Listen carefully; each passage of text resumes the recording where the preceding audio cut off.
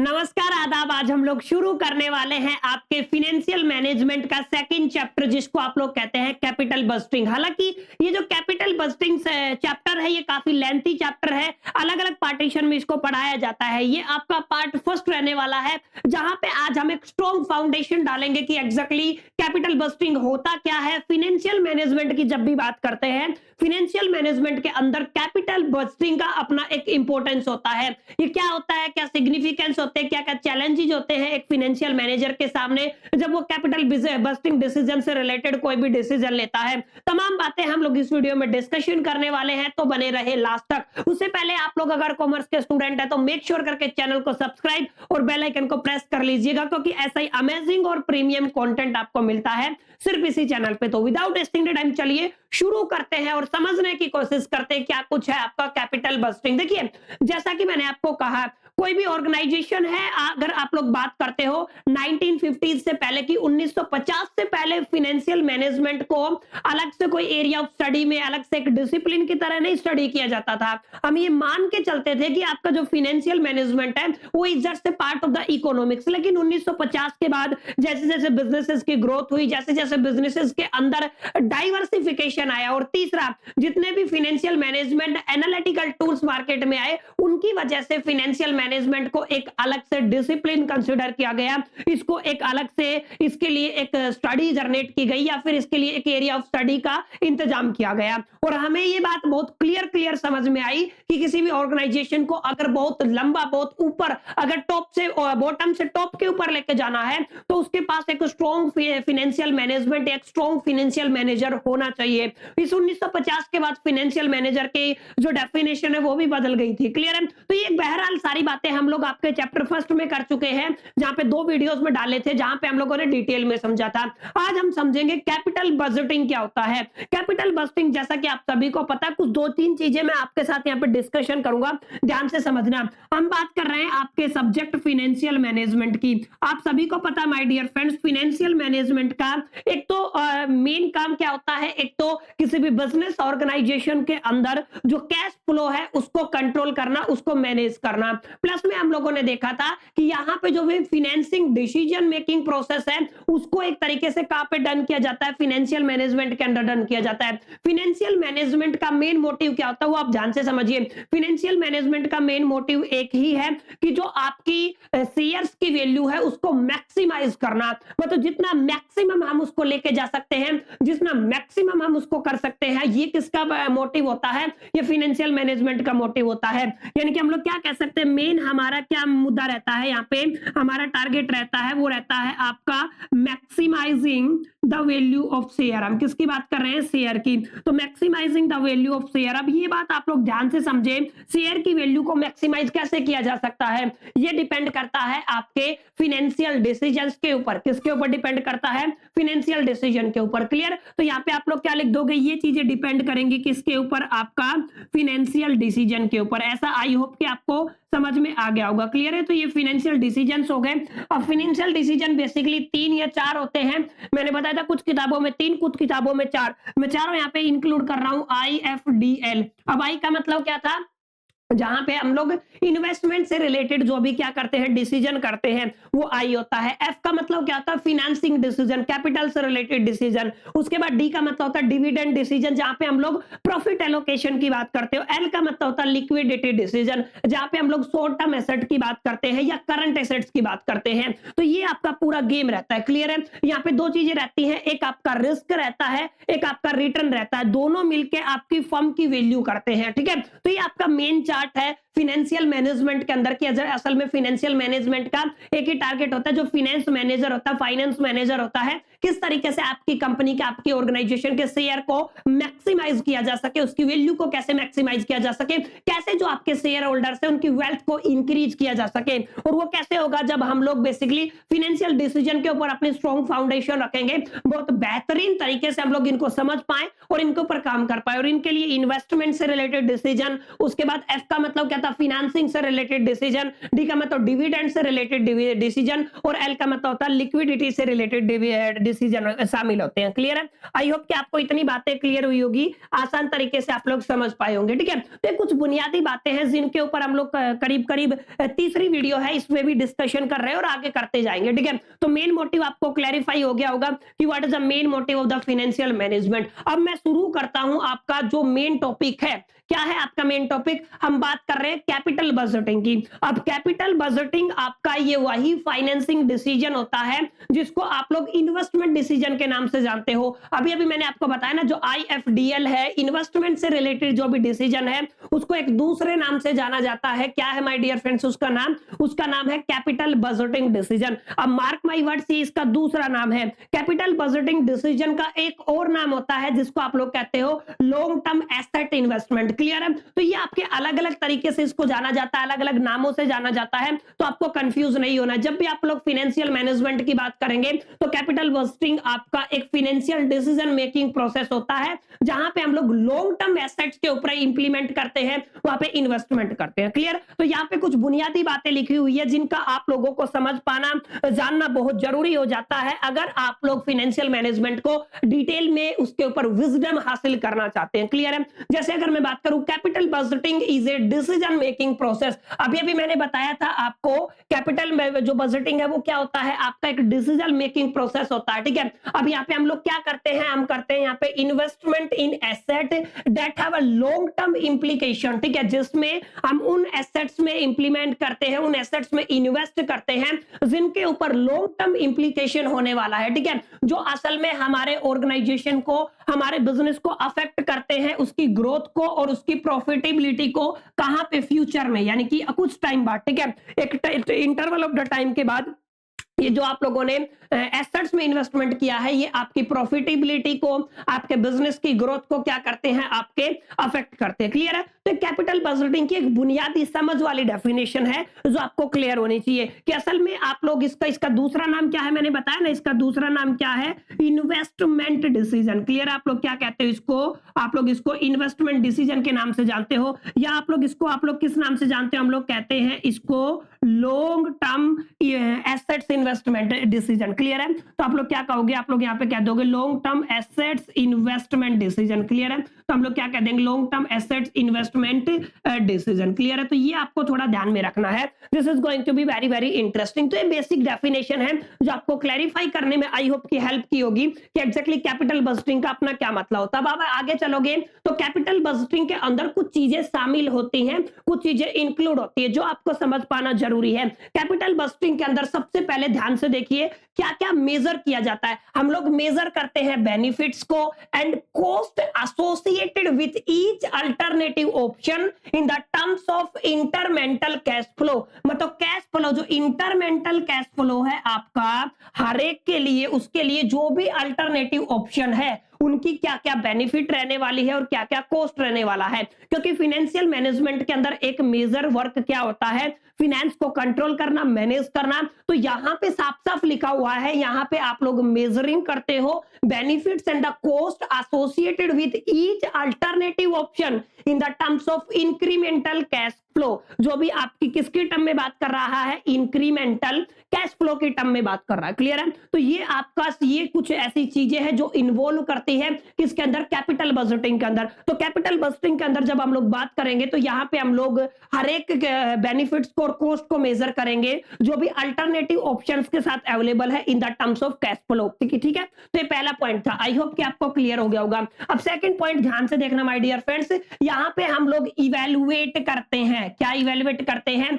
Different proposal. ध्यान से समझ लीजिए किसको इवेल्युएट किया जाता है, अलग अलग प्रपोजल को, in the light of the return expected by the investor of the firm. यानी कि यहां पे हम लोगों का मेन मुद्दा क्या रहता है कि जो आपके इन्वेस्टर है फर्म के अंदर, उनको क्या एग्जैक्टली रिटर्न मिलने वाला है and the return promised by the proposal, और क्या प्रपोजल एग्जैक्टली रिटर्न प्रोमिस करता है। ये सारी इवैल्यूएशन की जाती है, इवैल्यूएट की जाती है, इनका मूल्यांकन किया जाता है, इनका मेजरमेंट किया जाता है। दो चीजों का कि जो इन्वेस्टर आपके इन्वेस्ट करते हैं आपके बिजनेस में वो क्या रिटर्न एक्सपेक्ट कर सकते हैं, ये कैपिटल बजटिंग डिसीजन के अंदर आता है। प्लस में वो प्रपोजल एग्जैक्टली कितना रिटर्न प्रोमिस करता है, जिस प्रपोजल के ऊपर हम लोग काम करने वाले हैं, उसको अडॉप्ट करने वाले हैं, उसके ऊपर इंप्लीमेंट करने वाले हैं। अगर बात करूं तीसरे, third and last one, that is going to be very very important, applying different techniques to select an alternative with an objective of the maximization of value of the firm. ठीक है,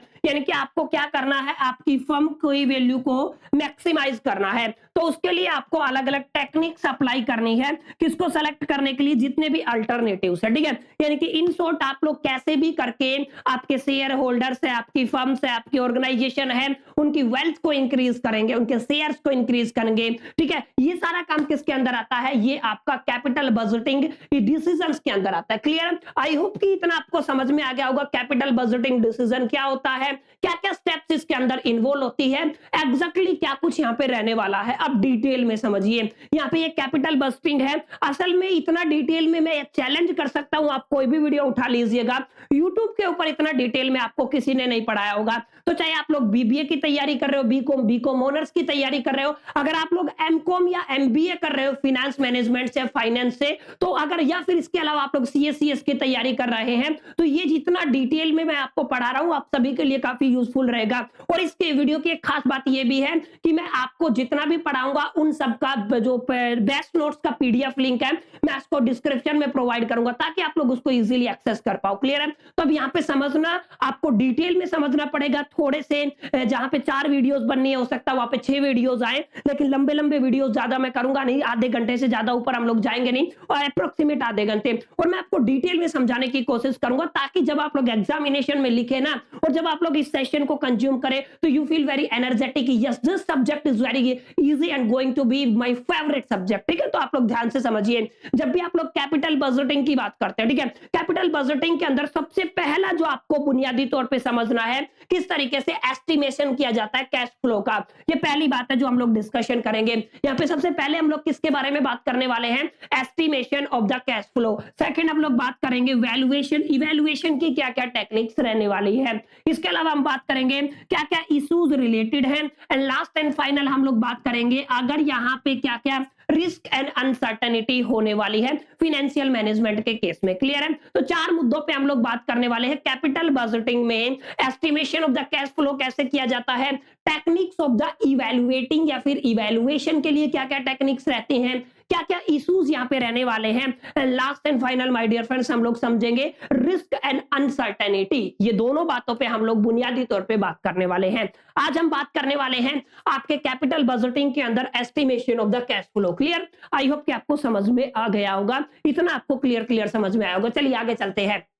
capital budgeting की definition मैं को आपको clarify कर चुका हूं, समझा चुका हूं what is the meaning of capital budgeting. अब यहां पे देखिए कैपिटल बजटिंग के अंदर आपका जो फाइनेंस मैनेजर होता है उसका क्या रोल रहता है, ये एक बुनियादी तौर पे सवाल रहता है। अगर आप लोग फाइनेंस मैनेजर हैं और आप लोग डिसीजन ले रहे हैं related to the capital budgeting, मतलब लॉन्ग टर्म इन्वेस्टमेंट से रिलेटेड आपके डिसीजन है, तो आपका क्या रोल रहेगा, ये आपका going to be very very important aspect and definition. ध्यान से समझना, the role of the finance manager in the capital busting basically lie in the process of critical and in-depth analysis। मतलब आपको 2 काम करने हैं इस प्रोसेस में, आपको एक क्रिटिकल और इन डेप्थ एनालिसिस करना है एंड इवैल्यूएशन करना है। अभी हमने बात की, इवैल्यूएशन करना है, मूल्यांकन करना है of the various alternative proposal, जितने भी आपके पास अल्टरनेटिव प्रपोजल है, एंड उनमें से एक को सेलेक्ट करना। This is very very important, क्योंकि यहाँ पे पूरा का पूरा गेम आपका इन्वेस्टमेंट का रहेगा। तो इन्वेस्टमेंट करने से पहले आपके पास डिफरेंट प्रपोजल्स रहेंगे। क्लियर है, तो आपको समझना है क्या रहने वाले हैं आपके यहाँ पे, आप अलग अलग क्या रहने वाले हैं आपके पास प्रपोजल्स। ठीक है, तो मैं यहाँ पे लिख देता हूं आपके पास अलग अलग क्या रहने वाले हैं 1, 2 एंड 3। आपको क्या करना है, आपको अलग अलग प्रपोजल्स को इवैल्यूएट करना है और उनमें से सेलेक्ट करना है बुनियादी तौर पे फाइनेंशियल टर्म्स में कि एग्जैक्टली ये वाला प्रपोजल हमारे ऑर्गेनाइजेशन के लिए बेस्ट रहेगा। अगर इस प्रपोजल को हम अडॉप्ट करते हो तो डेफिनेटली वेल्थ मल्टीप्लिकेशन में इसमें काफी मदद मिलेगी। तो अगर आपसे पूछा जाए, वैसे तो हम लोग फाइनेंशियल मैनेजर के रोल्स की बात कर चुके हैं, लेकिन कैपिटल बजटिंग डिसीजन से रिलेटेड, इन्वेस्टमेंट से रिलेटेड जितने भी डिसीजन लिए जाते हैं, वहां पे आपका जो फाइनेंस मैनेजर होता है उसका एक ही रोल होता है, कितने अल्टरनेटिव प्रपोजल है उनको इवैल्यूएट करना और उनमें से बेस्ट को सेलेक्ट करना और उसके ऊपर इंप्लीमेंट करना। क्लियर? ये काम किसका रहता है माय डियर फ्रेंड्स? ये आपके जो आपका फाइनेंस मैनेजर रहता है उसका रहता है। क्लियर? आई होप कि आपको 100% क्लैरिटी से समझ में आया होगा। अगर यहां तक आपको सेशन समझ में आया तो इस वीडियो को लाइक और अपने फ्रेंड्स के साथ शेयर कर दीजिएगा और वापस से वीडियो में आ जाइएगा, क्योंकि अभी थोड़ा बहुत और पढ़ेंगे, ज्यादा शॉर्ट भी नहीं करेंगे, ज्यादा लंबा भी लेक्चर नहीं करेंगे, क्योंकि हमें सिलेबस भी पूरा करना। ठीक है, अब हम बात करने वाले फीचर्स एंड सिग्निफिकेंस। एग्जैक्टली आपका जो फाइनेंशियल मैनेजमेंट है उसका क्या फीचर रहने वाला है और क्या सिग्निफिकेंस रहने वाला है। देखिए, जैसा कि हमने बताया, लॉन्ग टर्म एसेट्स से रिलेटेड इन्वेस्टमेंट के डिसीजन आपके जो कैपिटल बजटिंग के अंदर लिए जाते हैं, ये बात हमने की। इसके बाद हम लोगों ने बात की, यहां पे ध्यान से समझना मेरी बात को, ठीक है, कि एग्जैक्टली कोई भी बिजनेस ऑर्गेनाइजेशन अगर सक्सेसफुल करना है उसको, तो एग्जैक्टली हमें कैसे फंड रेज करना है और मैक्सिमम यूटिलाइजेशन उसका कैसे किया जाए। अगर इन दोनों चीजों पे मास्टरी कर ले कोई भी ऑर्गेनाइजेशन, तो एग्जैक्टली वो एक लंबा खेल सकता है, तो बॉटम से टॉप पे जा सकता है। ये बुनियादी बात है जो हम लोग समझने वाले। क्लियर? आई होप कि आपको इतना समझ में आ गया होगा। क्लियर? अब यहां पे इसी केस में आई फिर आपका जो फाइनेंशियल मैनेजमेंट है या कैपिटल बस्टिंग है, कैपिटल बस्टिंग का क्या क्या फीचर्स रहने वाला है और क्या क्या सिग्निफिकेंस रहने वाले। तो 4 सिग्निफिकेंस मैं आपको पढ़ाऊंगा।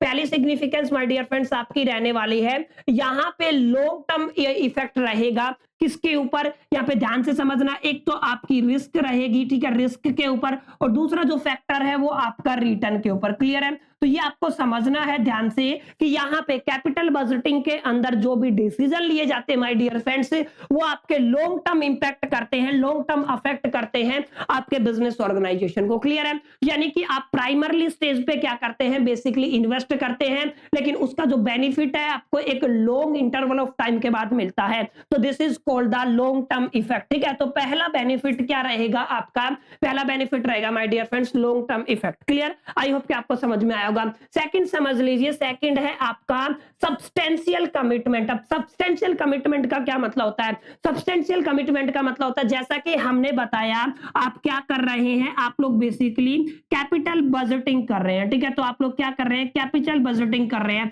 जहां पे हम लोग बेसिकली लॉन्ग टर्म एसेट्स के अंदर इन्वेस्ट करते हैं। तो मैंने क्या लिख दिया यहाँ पे, लॉन्ग टर्म एसेट्स के अंदर आपको क्या किया जाता है, इन्वेस्ट करना है। ठीक है, तो आप लोग क्या करेंगे, लॉन्ग टर्म एसेट्स के अंदर इन्वेस्ट करेंगे। अगर आप लोग लॉन्ग टर्म एसेट्स के अंदर इन्वेस्ट करना चाहते हैं तो आपको फंड का एक सब्सटेंशियल अमाउंट फिक्स करना पड़ेगा, उसके लिए कमिट रहना पड़ेगा। यानी कि आप लोग यहाँ पे क्या करेंगे, एक सब्सटेंशियल अमाउंट ऑफ फंड, ठीक है, आप लोग क्या लिखेंगे, सब्सटेंशियल अमाउंट ऑफ फंड को क्या करना पड़ेगा, आपको ब्लॉक करना पड़ेगा। ठीक है, और यही क्या कहलाता है आपका, this is called the substantial commitment. में तो आप लोग एक लॉन्ग इंटरवल के लिए या फिर एक लॉन्ग टर्म एसेट्स के लिए कमिटेड है, जिसके लिए आपको फंड का एक सब्सटेंशियल जो अमाउंट है उसको क्या करना पड़ेगा, ब्लॉक करना पड़ेगा। तो ये आपकी फीचर्स रहने वाली है किसकी, आपका जो कैपिटल बस्टिंग है उसका। क्लियर? उम्मीद करता हूं आपको समझ में आ गया होगा। आगे देखिए, आगे क्या है, आगे है irrespective decision, sorry irreversible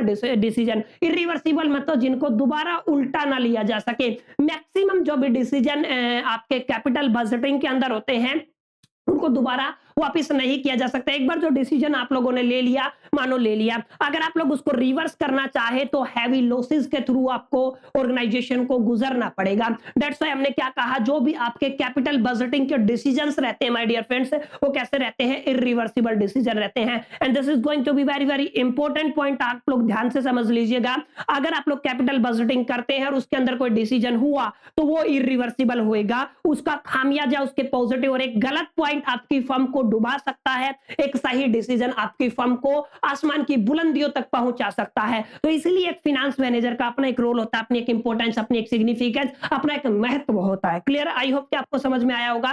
and affect the capacity, ये सबसे इंपॉर्टेंट पॉइंट है। And strength to the compete, compete का मतलब कंपटीशन। अगर आप लोग कैपिटल बजटिंग की फाउंडेशन इतनी स्ट्रॉन्ग रखते हैं, आप लोग इतना बेहतरीन कैपिटल बजटिंग से रिलेटेड डिसीजन रखते हैं, तो ये आप आपके बिजनेस की कैपेसिटी और स्ट्रेंथ को इंक्रीज करेगा, ठीक है, अफेक्ट करेगा। अगर आपके डिसीजन बहुत बेहतरीन रहे तो आप कंपटीशन में सबसे आगे निकल जाओगे। क्लियर है? बड़े बड़े प्लेयर्स आपसे मार खाएंगे, लेकिन कैपिटल बस्टिंग के अंदर किए गए डिसीजन आपकी नैया डुबो सकते हैं, आपके बिजनेस ऑर्गेनाइजेशन को अर्श से फर्श पे लाके गिरा देंगे, टॉप से बॉटम पे लाके गिरा देंगे। ये आपको समझना है। यानी कि अगर आप लोग चाहते हैं कि आपकी जो कंपीट करने की कैपेसिटी और स्ट्रेंथ बहुत स्ट्रॉन्ग रहे, तो आपके जो बेसिकली कैपिटल बजटिंग से रिलेटेड डिसीजन है, इन्वेस्टमेंट से रिलेटेड डिसीजन है, या लॉन्ग टर्म एसेट से रिलेटेड डिसीजन है, उनकी फाउंडेशन माय डियर फ्रेंड्स बहुत ज्यादा स्ट्रॉन्ग होनी चाहिए। क्लियर? आई होप कि आपको समझ में आया होगा, अच्छा लगा होगा एग्जैक्टली ये फीचर्स और सिग्निफिकेंस जान के। तो यहां तक हम लोगों ने काफी कुछ चीजें समझ ली है। कैपिटल बस्टिंग की भूमिका बनाने में मैं आई होप कि आपको समझाने में एक तरीके से सक्सेसफुल रहूंगा, ऐसा मैं उम्मीद करता हूं, और ऐसा मेरे को लगता भी आप लोग समझ पा रहे होंगे। क्लियर? यहां तक हम लोगों ने किस किस की बात कर ली, फीचर्स एंड सिग्निफिकेंस किसकी, कैपिटल बस्टिंग की। अब थोड़ा और आगे चलोगे तो कुछ प्रॉब्लम्स भी है, जी हाँ, कुछ दिक्कतें भी हैं, कुछ डिफिकल्टीज भी है। इतना आसान नहीं है। जब इतनी सारी चीजें होती हैं कोई भी ऑर्गेनाइजेशन को ऊपर ले जाने में, एक झटके में ये ऊपर से नीचे और नीचे से ऊपर पहुंचा सकता है, तो डेफिनेट सी बात है, दुविधा तो होंगी, प्रॉब्लम तो होगी, डिफिकल्टीज तो होंगी। तो क्या क्या डिफिकल्टीज यहाँ पे रहने वाली है, वो बातें हम लोग यहाँ पे करने वाले हैं। सबसे पहली जो डिफिकल्टी है वो है फ्यूचर अनसर्टेनिटी की, क्योंकि हम लोग बात किसकी कर रहे हैं, हम लोग बात कर रहे हैं लॉन्ग टर्म एसेट्स इन्वेस्टमेंट की। क्या लिखोगे आप लोग, लॉन्ग टर्म एसेट इन्वेस्टमेंट की, ठीक है। तो जितने भी लॉन्ग टर्म एसेट्स इन्वेस्टमेंट है, क्लियर है, उसमें सर्टेन कुछ भी नहीं है, अनसर्टेन है। फ्यूचर इज अनप्रेडिक्टेबल, आप सभी ने सुना होगा। तो यहां पे होता क्या है, असल में एक फिनेंस मैनेजर बहुत ज्यादा स्ट्रॉन्ग फाउंडेशन के साथ काम करता है, फिर भी सही सारी चीजें सही होने के बावजूद भी आपकी सक्सेस की जो प्रोबेबिलिटी है वो सर्टेन नहीं होती है, हर चीज अनसर्टेन होती है। तो ये आपकी एक डिफिकल्टी है कि एक फिनेंस मैनेजर के लिए एक बड़ा चैलेंज रहता है कि जब भी आप लोग फाइनेंशियल मैनेजमेंट करते हो, जब भी आप लोग कैपिटल बस्टिंग से रिलेटेड डिसीजन लेते हो, तो that is completely depending upon the future and the situation. Clear है? दो बातों पर डिपेंड करेगा। आप कितना ही बेहतरीन काम कर ले, हो सकता है चीजें आपके अगेंस्ट होती चली जाए, चीजें बिगड़ती चली जाए। ये आपका पहला यहाँ पे प्रॉब्लम रहने वाला है, डिफिकल्टी रहने वाला है। Time element is going to be very very difficult task, आप सभी को पता है। लॉन्ग टर्म की बात कर रहे हैं, there is a no proper definition for the long term. Long term मतलब कितना कितना भी हो सकता है, ये आपको समझ के चलना है। तो ये आपका टाइम एलिमेंट आपका दूसरी प्रॉब्लम रहने वाला है। तीसरी प्रॉब्लम है यहाँ पे आपकी मेजरमेंट प्रॉब्लम, ठीक है। कोई भी आदमी इस काबिल नहीं होता है कि 100% मेजरमेंट कर दे फ्यूचर में होने वाली चीजों का, 100% वो रिस्क का मेजरमेंट कर पाए, 100% वो रिटर्न का मेजरमेंट कर पाए, ऐसा कोई मेरे को लगता नहीं है 30 मार्क का इस धरती पे पैदा हुआ है, ठीक है। तो यानी कि हर आदमी एक प्रोबेबिलिटी के ऊपर काम करता है, ठीक है, एक होप के ऊपर काम करता है, एक उम्मीद के ऊपर काम करता है, ठीक है, कुछ नीति नियम सिद्धांत प्रिंसिपल्स के बेस पे काम करता है। पर मेरे को ऐसा, मेरा पर्सनल ऐसा मानना है कि एग्जैक्टली 100% रिस्क और रिटर्न को कोई प्रेडिक्ट नहीं कर सकता है प्रेजेंट में, फ्यूचर के लिए, ये आपको समझना है। तो तीन बड़ी प्रॉब्लम अगर आप लोग कैपिटल बजटिंग डिसीजन की बात करते हैं तो ये बड़ा ही क्रिटिकल और एनालिटिकल होता है नेचर में, और आपको समझना फ्यूचर अनसर्टेनिटी, टाइम एलिमेंट एक बड़ी प्रॉब्लम है, एंड तीसरी बड़ी प्रॉब्लम है मेजरमेंट प्रॉब्लम, ठीक है। तो this is going to be 3 big problems in the case of capital budgeting decision. Clear? तो अगर आपके सवाल ये आता है, आपके क्वेश्चन आता है, तो आपको समझ में आना चाहिए। सारी पॉजिटिव बातें कर रहे हैं तो नेगेटिव आपको पता होना चाहिए, ताकि आप लोग फाइनेंस मैनेजमेंट में डिटेल में जा पाए। चलिए आगे चलते हैं।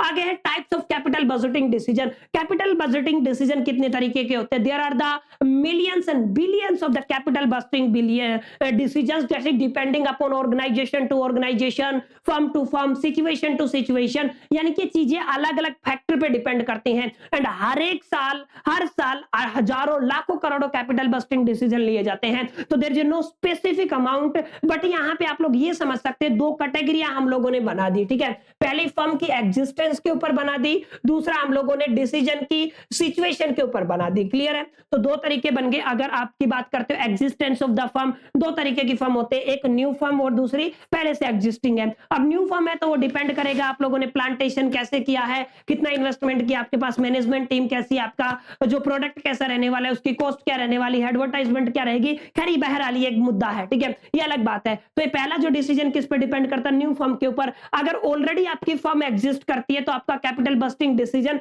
किन किन बातों के ऊपर करेगा कि आप लोगों को रिप्लेसमेंट करना है, मॉडर्नाइजेशन करना है डिसीजन का, कौन कौन से डिसीजंस को बदलना है, कौन कौन से डिसीजंस के अंदर तब्दीली करनी है, आगे एक्सपेंस कैसे करना है, ये भी एक बड़ा मुद्दा है, बिजनेस को किस फील्ड में कितना एक्सपेंड करना है, कितनी डाइवर्सिफिकेशन करनी है, कितना कंटेनमेंट डिसीजन लेने हैं, ठीक है। तो ये आपके किस पे बेस है, ये आपके फर्म की एग्जिस्टेंस के ऊपर बेस करता है आपका क्या कैपिटल बस्टिंग डिसीजन। और अगर आपका डिसीजन बात करें, डिसीजन सिचुएशन के ऊपर दो डिसीजन होते हैं, म्यूचुअल एक्सक्लूसिव डिसीजन, सभी ने बताया, एक ने बताया सभी ने मान लिया, या एक ऐसा है कि एक्सेप्ट एंड रिजेक्ट डिसीजन, किसी ने बताया एक्सेप्ट करना है कि रिजेक्ट करना है, तो उस केस में भी काफी डिसीजन माय डियर फ्रेंड्स लिए जाते हैं। तो ये हो गए आपके types of capital budgeting decision. तो ये सिचुएशनल है, हालांकि millions and billions of the capital budgeting decision होते हैं। क्लियर है, तो ये आपको समझ में आया होगा। तो यहां तक हम लोगों ने काफी डिटेल में समझा, क्या क्या समझा मैं एक बार दोबारा से रिपीट कर देता हूं। हम लोगों ने समझा कैपिटल बस्टिंग डिसीजन होता क्या है,